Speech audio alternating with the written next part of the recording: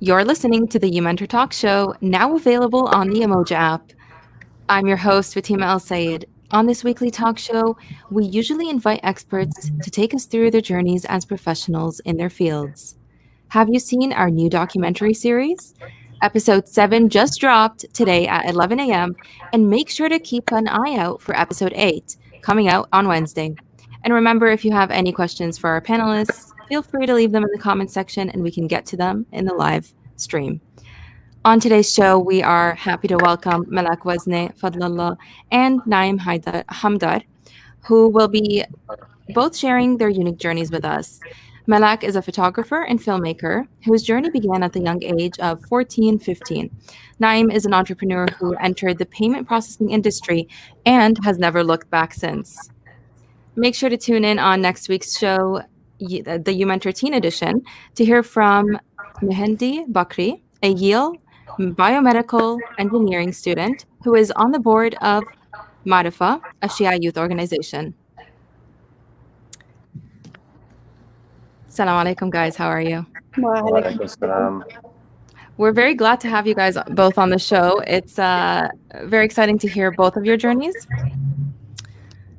First, I think we'll start off with Malak, the young filmmaker, photographer. Malak, how old are you right now? Just so people have an idea.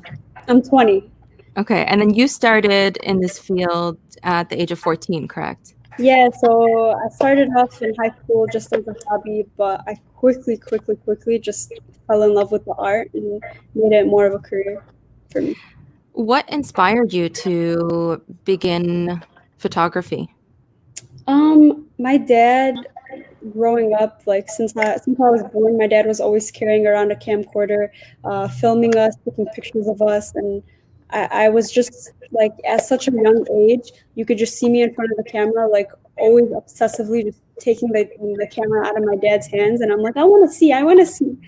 And so when I could finally, get my hands on my own camera growing up, I started playing around with it. I was just always fascinated with angles and lighting, and eventually fell in love with the art of storytelling and actually story listening, because I don't tell the stories. People tell the stories and I just document them. That's so interesting, story listening, because you don't hear that all the time. Yeah, I think people use the term storytelling a lot, but don't realize that the power is in the people that they're interviewing and interview them. And so it takes somebody to listen. So what kinds of stories inspired you early in your career? I think I don't know. I was just that type of person that when I talk with somebody, it usually gets more than just surface level and small talk. We start discussing life and careers and choices that we've made and what we've learned and how we've grown. And so people tend to open up to me about their stories, especially in high school. And I just started realizing when I was listening to their stories that if people really heard these people's stories the way I'm hearing their stories, people would judge less, people would empathize more, people would grow together as a community more. That's amazing. And you earned a scholarship because of these stories. Can you tell us about this a little bit? Alhamdulillah. So it was summer of my junior year. I had taken this film class, freshman, sophomore, junior year, and then I didn't even know about the scholarship until that year. And my teacher was like, okay, they choose like 80 students from around the world. It's the summer film program at Northwestern University.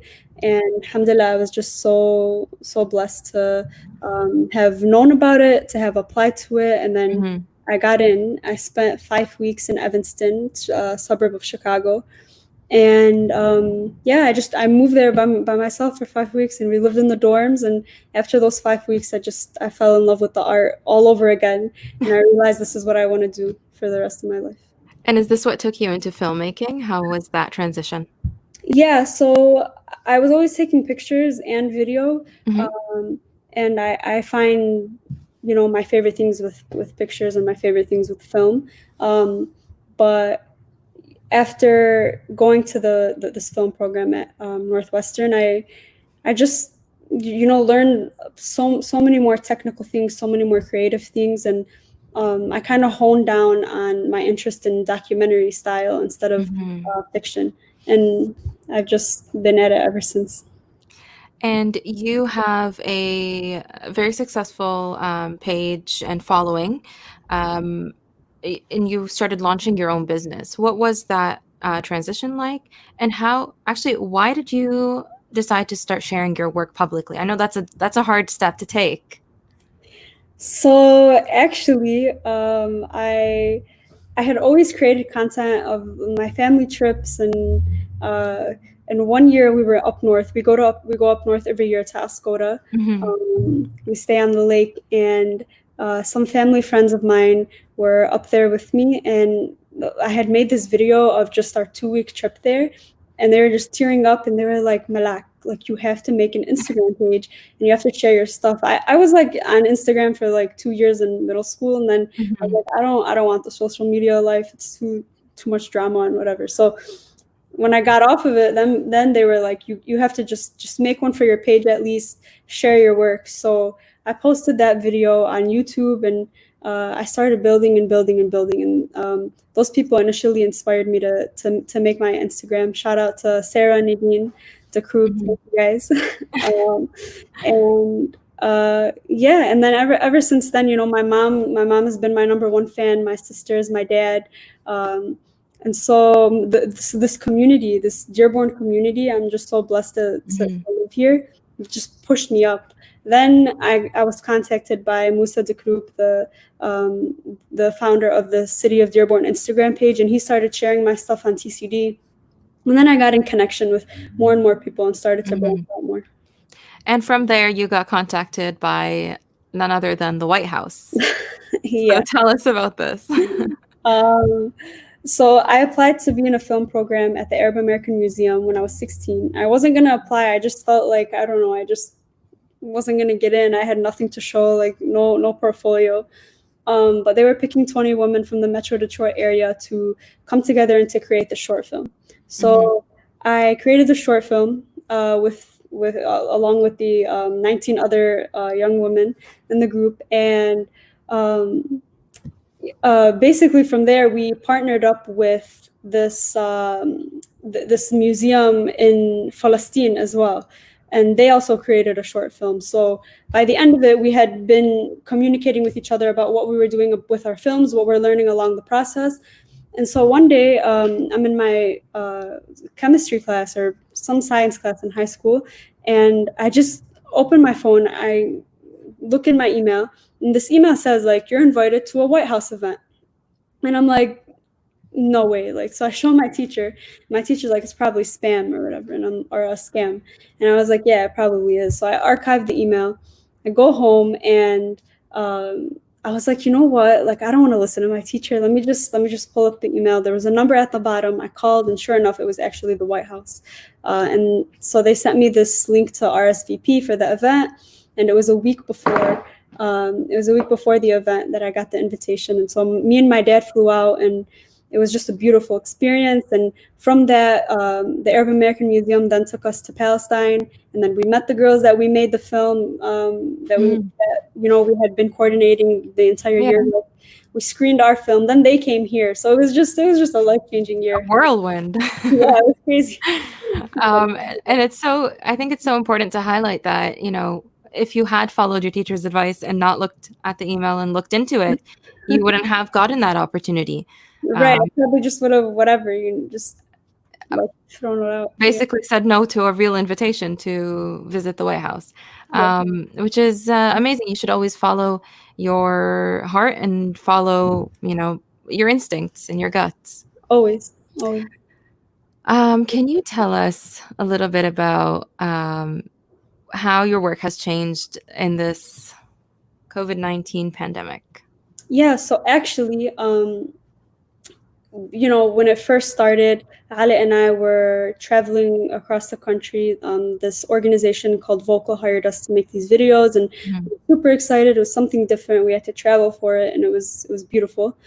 Then this pandemic started happening, and I just started getting messages from clients who scheduled me all the way in like July and August, or Actually, they had to reschedule till July and August, and now it's Mhm. July and August, and things are starting to reschedule for later on this year. Yeah. And so things started to shift, and I started to pursue my dream in starting my own print shop. For example, let me show you. It's just funny because I have them right here. I've taken prints in Palestine and Lebanon, and I was like, you know what? I want to start selling these because a lot of people tell me they want to hang them up in their houses, and Mhm. alhamdulillah, it started to shift into finding like a something I can do from my house that Mhm. also has to do with my art. And launching your own business, you photography is a business, and you have to interact with people, and you have to go through, you know, sometimes people start off free, and then they start getting paid for their work. Right. So how was that transition of knowing, how to price your things, how to launch it, how to, what your audience is? Uh, Mhm. Walk us through that a little bit. So for me, I would take pictures. I would do things for free. I would tell my friend, "Hey, you want to just do a photo shoot? Post them on my Instagram page." Then finally, somebody reached out to me and they're like, "I want to hire you." And I was just like, "I have no idea what to charge." So me and my mom and my dad, we sat down, and they're like, "Charge this, charge that, charge whatever." And of course, as a beginner photographer, I completely undercharged. Like even somebody without like a lot of work to show, I still Mhm. completely undercharged. So after that, I started realizing like, okay, my volume of clients is going up. This is Mhm. the amount of time I'm spending going there, preparing, and then after I'm editing. So, I started to see like what's really worth my time, and started moving it up from there to a reasonable price. And launching your business, in terms of selling your prints, what was that process? Oh, that was like honestly, I just printed out like five of my favorite prints. I posted something on my story and I was like, whoever wants to buy this, it's $33. Um, and, immediately like the first five were gone in like a few days. And so I was like, Wow. okay, if I actually set up a website and put so many more options on there in different sizes, like how would this go? Mhm. And so I immediately was like, you know what? I'm just gonna because I've been in the photo game for so long. I just said this is what I think this print is worth and Mhm. what size, and I just set my own price, and people are willing to pay. Alhamdulillah. And most of the success comes from, would you say it comes from having that community support as well? Yes, definitely. Alhamdulillah. And my mom and my dad's Yeah. support, which honestly, like I can't thank them enough because so many so many parents, so many kids have these dreams, and a lot of parents don't let their kids follow those dreams, and oftentimes it's from fear, like they want their kid to follow a certain path because they came here and fought through so much to give their child an opportunity, and they want their Mhm. child to take the opportunity. But alhamdulillah, I'm so blessed that my parents are willing to listen and Mhm. encourage me. Alhamdulillah. Alhamdulillah. What I was also getting to is the impact of having that big Muslim community around you that pulls you up as well. Mhm. I think that's a lack in some places. So, what advice do you give to people who live in places where they don't have that access? Oh man. Honestly, reach out to the people who you feel like are on the same wavelength as you, Mhm. who are in kind of the same arenas. Build that community. In the age of social media, you can be in contact with anybody. Email me. Hey, I'm willing to help in any way that I can. You just have to find those people Mhm. on Instagram if you can't, in your own community, and build that online community. Yeah. Um, Going from there, you told us a little bit in your pre-interview, um, just about what you stand for and being that representation for the community, but not a representation in terms of, you know, being the token Mm. Muslim that is the person who everyone looks to in order to, you know, you know what I mean? So can you take? I want it in your own words. instead of me summarizing it, because we were speaking a little bit about the White House. So I want to get back to that. What was the experience there, and how did that differ from your experience in Michigan? So after going to the White House and being able to speak at the event, alhamdulillah, they passed me the mic, and I was 16, and I was like, oh my God. So I just How did you know what to say? we were talking about Japanese Americans and how they were put in internment camps in America, and so they were relating that to the Arab Muslim experience now, and how we can be proactive and now let things get to that point again, or relatively speaking. So I just went off like what somebody else was saying, and I talked about barriers and how storytelling, how this is so important, and how storytelling allows for people to break down barriers and build bridges of love and community and unity. So that's what I talked about. But after that experience, alhamdulillah, so many more opportunities came my way. And I quickly realized that I can't allow the media or myself or anybody to say that I'm a representative of a community, of the Arab community, the Muslim community, of the hijabi community. Like, I just can't do that. I only represent myself and my beliefs, and people can take that how they will. And so I was just really careful to always state that, and to make sure that I'm not being tokenized or saying this girl believes it, so all Muslims believe it, because oftentimes that's how we're looked at. So I was just really aware of that, and I made sure that people knew that I'm just an individual. And that's so crucial when you are in the realm of media or in this industry, because it's an industry where the bigger organizations want to meet their diversity quota, and they want to have that person in there to say, we had the Muslim on, we had, the Black person on, we had this person on, we had, and we're good. Right. We're done. Right. It's like, you're not, like, we're just getting started, Exactly. your quota, like, it doesn't mean anything. Exactly. Yeah. So I'm glad that this is a discussion that is brought up, because it is something that sometimes you may see, they're willing to fly you out somewhere to talk about something, and you're getting paid for it. Right. But, I mean, they don't pay me to like do the interviews. They just would pay for my flight, and hotel, or depending on. But then you have to have also that moral base that you go from, and know when to say no and when to say yes. So it's good that you have that at such a young age as well. Alhamdulillah. Thank you. Alhamdulillah. Malak, what is your final piece of advice for our listeners before we move on to Brother Naim's interview? Final piece of advice, if you want it, is do what you love, and if you find that you really love it and it's the right thing to do, then continue to do it. If you feel like it's being blessed by God, and you feel right in your soul and you feel at peace doing it, then just pursue it, and don't listen to anybody that tells you otherwise, because why would you? Thank you so much, Malak. Thank you. Brother Naim, happy birthday, first of all. We were told that it's your birthday today. Yes, it is. So thank you. Of course. So you're a president, entrepreneur, you're in the payment processing space. Can you tell us what that means, first of all? Yeah, so it's, subhanAllah, when Malak was talking, there's a lot of similarities, and she's a natural born entrepreneur, because, part of being an entrepreneur is being able to tell a story. You have to give your vision to others for them to follow.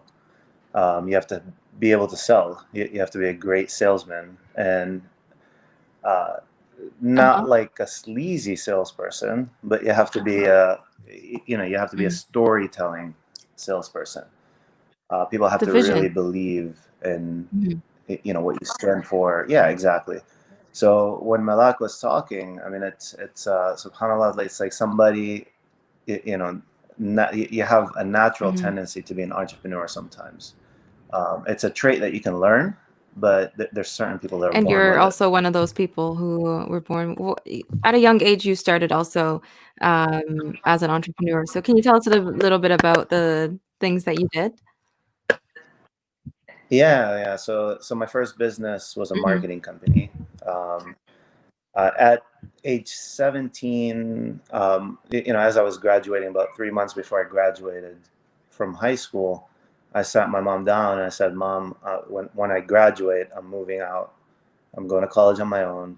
I want to pay for everything myself. I want to figure this out. Mm-hmm. So my mom sat me down and talked to me. She's like, that's not something that we do. She had my uncle call me. And I said, okay, Mom. Yeah. So I said, okay, Mom. And I just, didn't mention it again. And the day that I turned 18, my friends came. So I was moving out with two of my friends. My friends came to pick me up, and I had my stuff packed. And my mom's like, well, what are you doing? I'm like, Mom, I talked to you about this 3 months ago. I told you I'm moving out.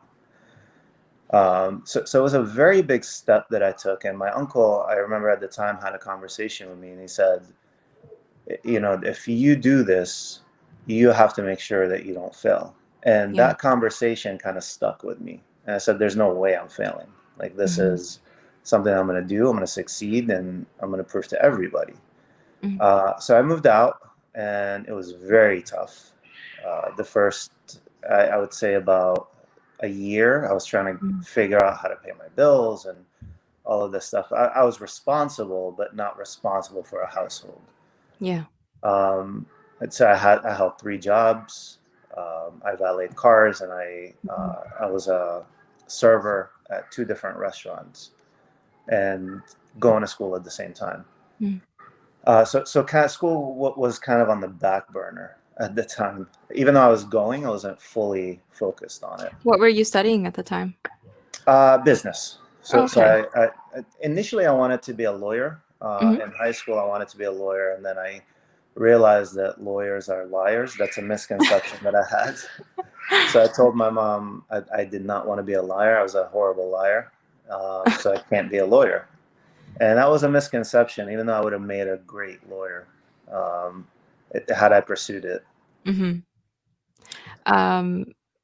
So you are part of the card processing industry. What does that mean? Yeah, so the card processing industry. So I got into that industry, so my path as an entrepreneur, I said, started early. Yeah. And I was in the marketing business, and although I liked it, I did not like the people that it surrounded me with, and it wasn't very Islamic of me. I would just say that. I'll keep it at that. So I got into the cell phone business with my brothers. We had a couple of cell phone stores, and through that, I had an opportunity to get into the corporate world.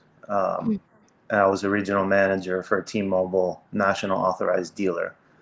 I overlooked about 130 stores. And I got that job because, we kind of proved ourselves in the industry by owning the cell phone stores.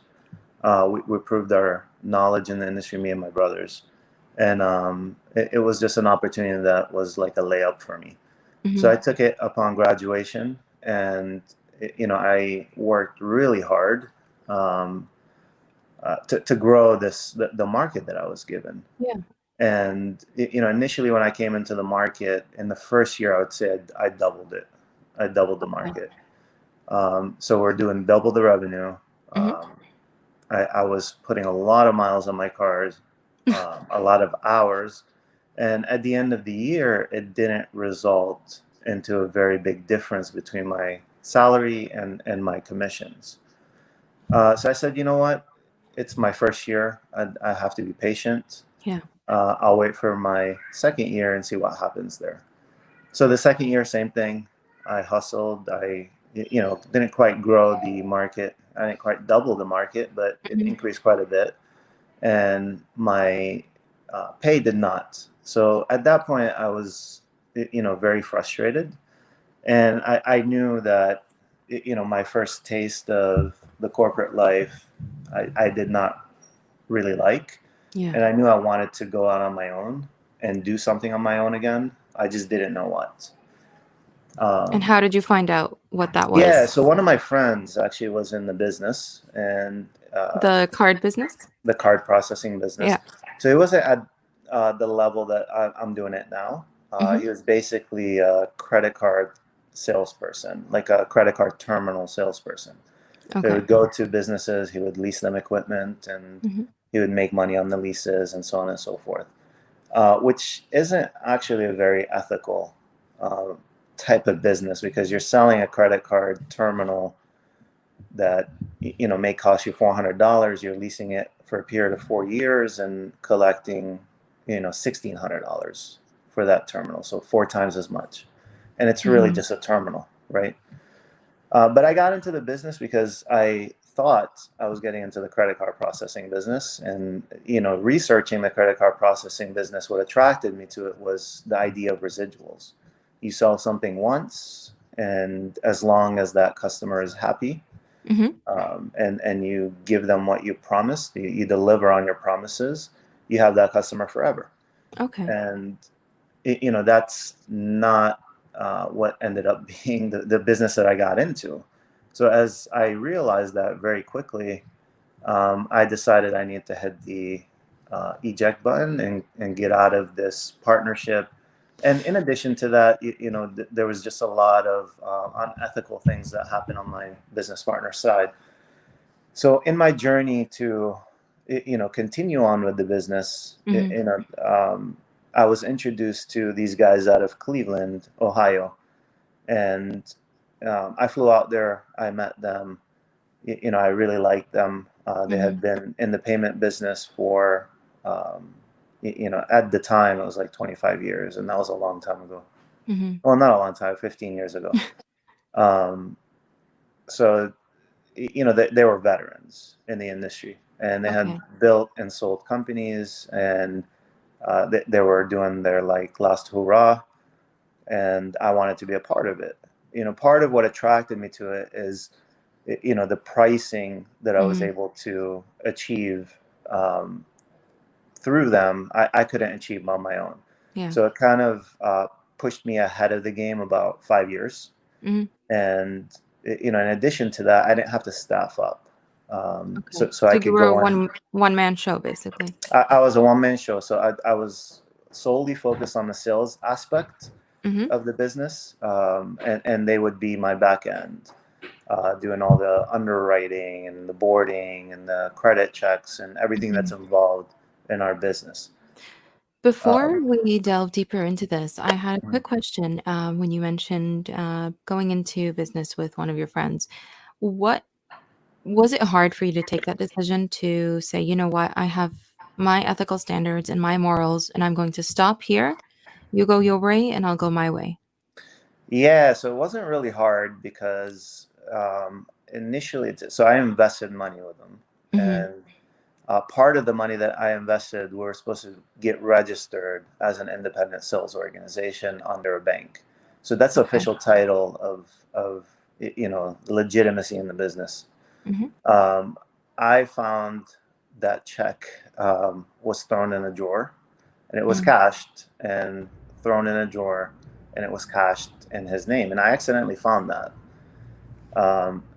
So I didn't say anything at first. So I wanted more proof, and everything was in his name, and that was my first mistake. And I'm glad I learned that mistake early on, and it's a mistake that I would never repeat. When you go in business, make sure that it's your name on the dotted lines. If it's a partnership, you and your partner do the paperwork together. Don't entrust in somebody just because they're your friend to have your best interest. Yeah. The decision. There's no friendship in business. Yeah, and I realized that. So it wasn't a hard decision. It was, I would say, a calculated decision based on the evidence that was before me. So tell us where the card processing industry falls in the payment realm. So you have the bank, you have people purchasing, but where do you come in? Yeah, so the business has two sides. There's one side that's issuing, and that's basically, an issuer is like a bank. that goes out there and says, okay, we want to work with American Airlines. For example, we're going to create an American Airlines card. So as American Airlines, we're going to give you X amount back every time somebody uses a card. And those are, in terms of miles or cash back or what have you. That's the issuing side. So anytime somebody issues a card, anytime that the consumer of that card utilizes the card, it creates something called interchange. The interchange is collected on the acquiring side. Okay. So an example, I have a Delta American Express card. Anytime I use that card at a merchant, that generates interchange. Okay. So let's just say the interchange is generated on that is 2%. I get charged by an acquirer that 2%. So the acquirer works with the merchant, so they represent the merchant. Whenever the merchant has a customer that utilizes the card, interchange is generated and it's charged to the merchant in addition to other fees. Okay. Those other fees are collected by an organization like us because we facilitate that payment. Okay, makes sense. So we're on the acquiring side, and the banks are on the issuing side. Okay. And you, when you found these people from, you said Cleveland? Cleveland, Ohio, yeah. You began with them and your company grew. Yeah. So initially I was, like you said, I was a one-man shop. I would pull, probably 7 a.m. to sometimes 9 p.m. I would drive all around the state of Florida. So one thing I did, the one thing I realized, and as a business owner, you have to realize what your weak points are and what your strong points are. I knew that I didn't want to cold call. Like I didn't want to go to a business not knowing who the business owner is and having to convince them to talk to me. I wanted to go into that business on an equal footing, right? Like I didn't want to look up at the merchant. I wanted to look them eye to eye and say, here's what I do. Do you have a need or do you not? Yeah. And to achieve that, I needed somebody else to do that for me. So I posted, ads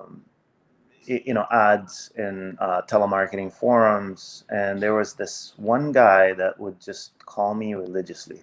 And I mean religiously. Like this guy would call me 5 times a day, trying to convince me to work with him. And I'm like, listen, you're really annoying. Can you go annoy customers on my behalf? And he's like, yeah, that's what I'm trying to tell you. This is what I do. I was like, okay, but I don't want to work with the company. I want to work directly with you. Okay. And, I'm an entrepreneur. I want you to become an entrepreneur, and let's start a business together. You're in India, I'm in the US. I'll send you a computer. I'll, pay you your salary, not knowing at the time that his salary was $400 a month. So it was like nothing. I paid him $600. So for him, it was, a huge promotion. And for me, I had a dedicated person that I could train on my business. He would set appointments up for me, and I would travel to these appointments. I would close the deal.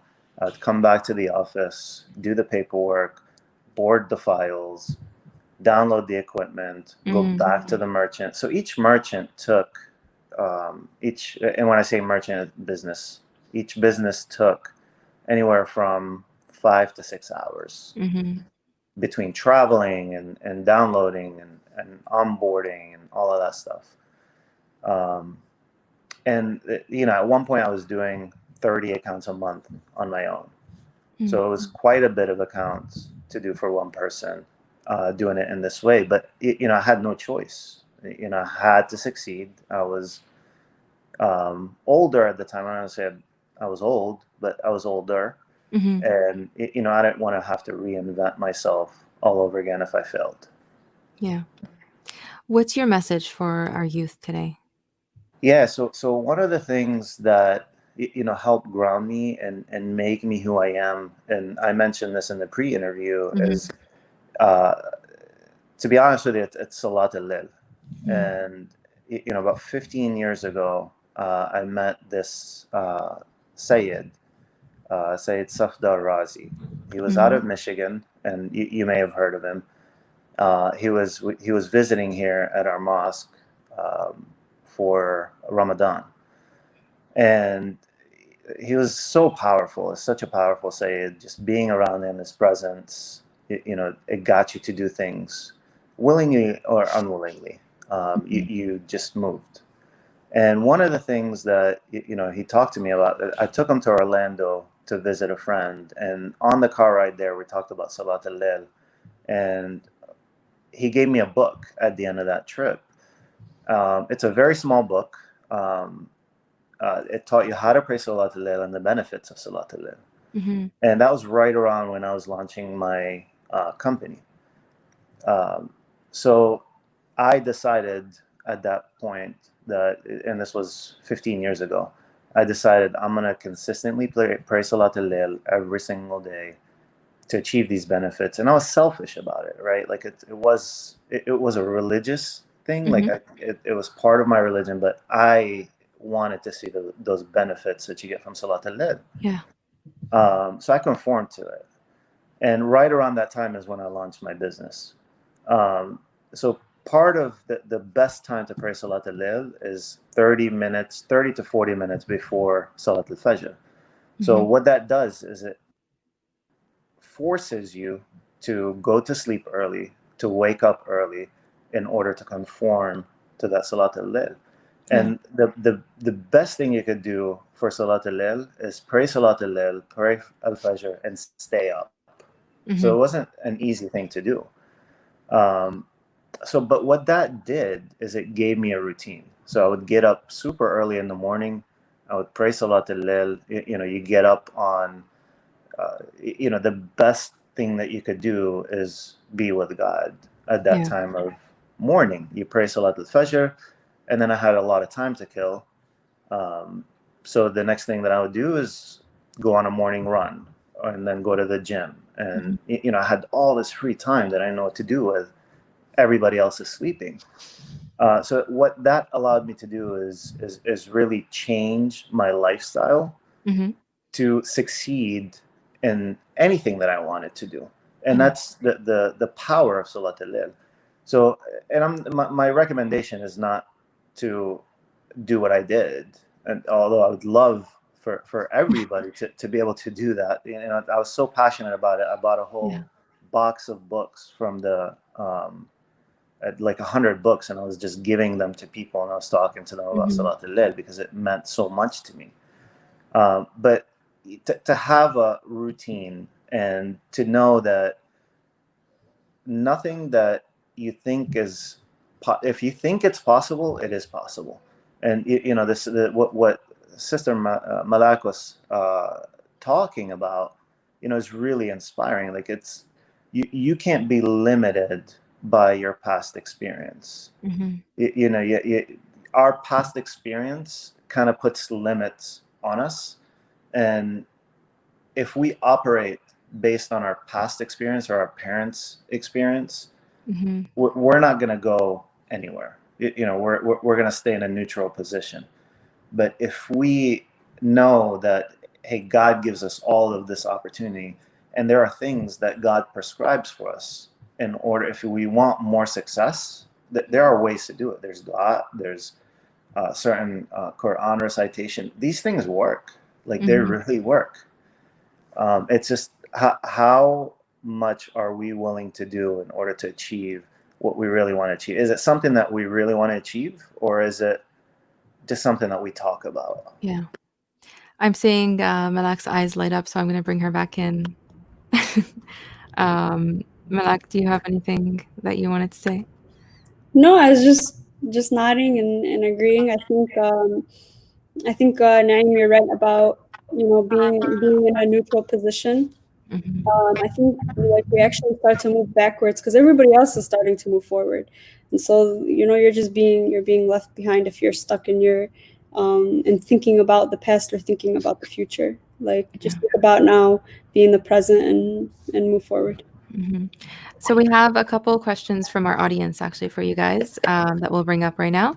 The first question is from Sakina Nakvi. Malak, what advice do you give to parents who see photography is not a viable profession for their kids? I think for me, it's important to listen to your kids. I think see what they can offer. I think challenge your kids to show something. Challenge them to build a portfolio. Maybe don't shut their dream. Not maybe. Definitely don't shut their dreams down right away. Yeah. And challenge them in their own ways. Like, if they tell you they want to be a photographer, be like, okay, show me. Like, you're in high school right now. Like, instead of spending this time doing this.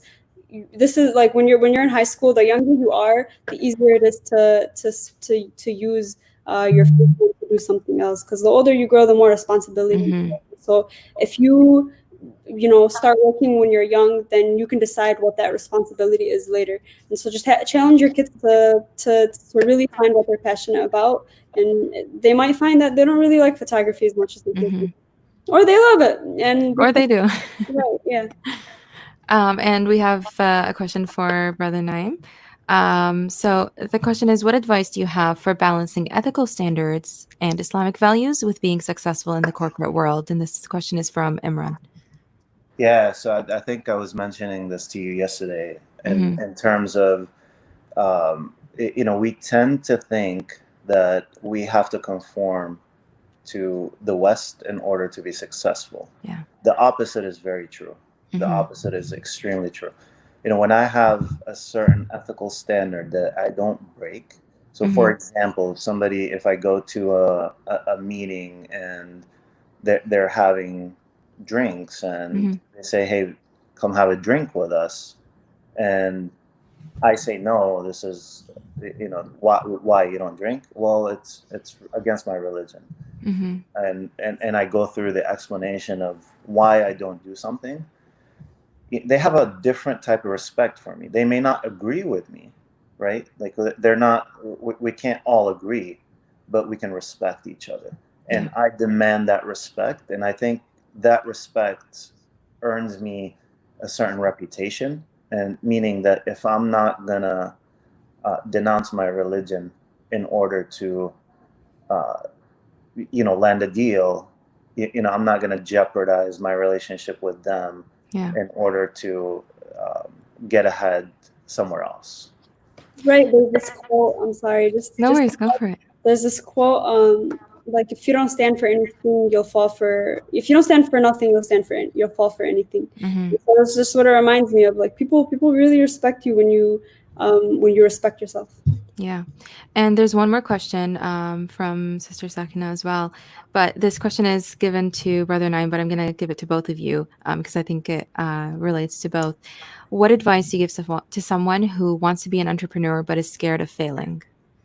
Oh, that's a good question. So I told Sister Fatima yesterday, I gave her an example of, I wanted to play, I went out to play tennis with one of my friends in college. And I went out there. This guy was ranked number 3 or 4 in the nation, something like that, in high school. And we're in college, so it wasn't a long time since he stopped playing. I went out there and I got destroyed. Like, I couldn't even see the ball. Like, he had hit the ball and I'm like, where'd it go? Right. So it was that kind of game. And, I played with him every single day. So I got beat so bad that I made it like a personal goal to beat this guy. So I played with him every single day for, at least 3 months in the heat of the sun, failure after failure after failure after failure. I don't know if he got sick of me and said, hey, I'm going to let this guy win, or I actually really won. I mean, I got really good, right? But the point that I make here, and the reason I use this story, is because it's so vivid in my mind. Tenacity and the ability to move past failure and learn from your failure, right? Like, if you fail and you don't learn from it, then there's like it's as a useless you did something useless, right?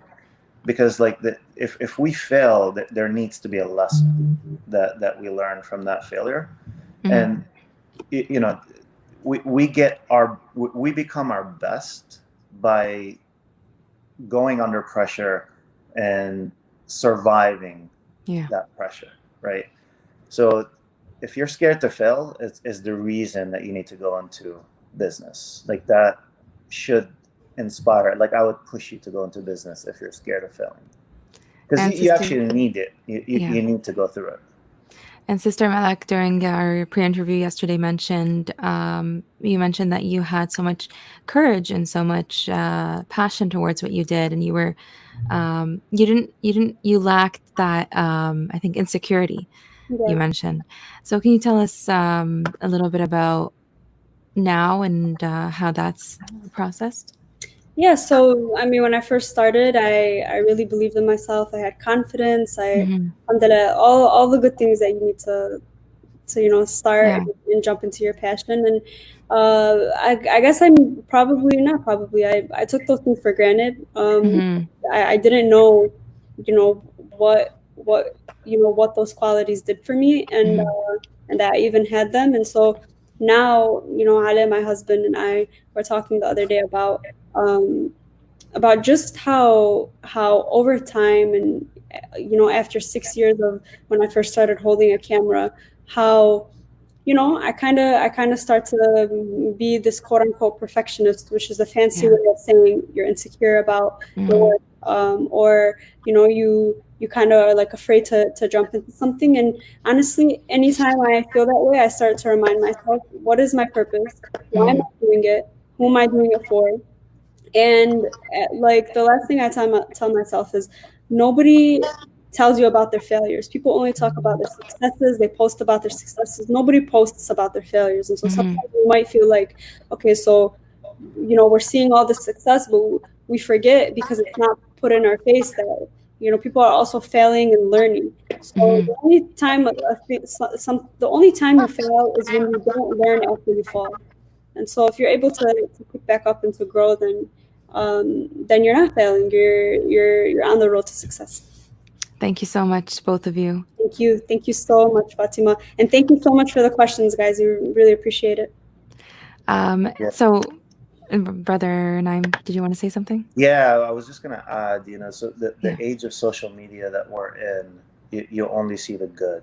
Right, like we hear about, as entrepreneur, we hear about Jeff Bezos and all of these uber successful people, and we go into business thinking that in 2 months I'm going to be a billionaire.